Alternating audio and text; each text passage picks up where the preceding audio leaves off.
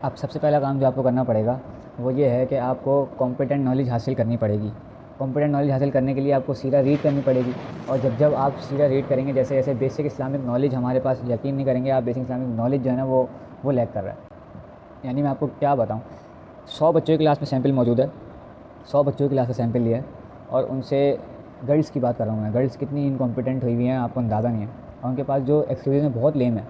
यानी अपने सारे कामों के लिए, दुनिया के सारे कामों के लिए जो उनकी साइकी में बसे हैं और जो उनके लिए प्योरिटीज़ हैं, उन सब के उनके पास टाइम भी है, उनकी इन्फॉर्मेशन भी, उनके रिसोर्सेज भी हैं।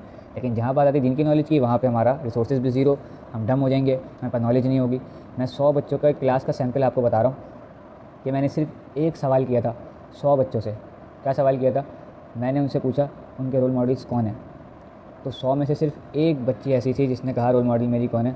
फ़ातिमा तो ज़हरा अल्लाह ताला अन्हा, अल्लाह के रसूल सल्लल्लाहु अलैहि वसल्लम की साहबजादी, जो खातून जन्नत, सैयदतुन्निसा अहलिल जन्नह, जन्नत की औरतों की सरदार हज़रत फ़ातिमा रज़ी ताला अन्हा, उनको रोल मॉडल सिर्फ एक बच्ची ने बताया।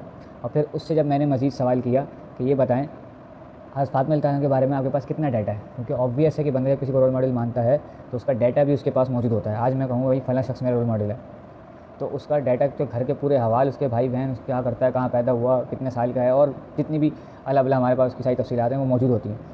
लेकिन जो जन्नत की खातून है, सरदार जन्नत, उनके बारे में क्या डाटा है? मैंने सिर्फ एक सवाल किया कि बताएं उनकी वफ़ात के वक्त कितनी उम्र थी, तो आप यकीन नहीं करेंगे किसी को भी इसका जवाब नहीं आता था।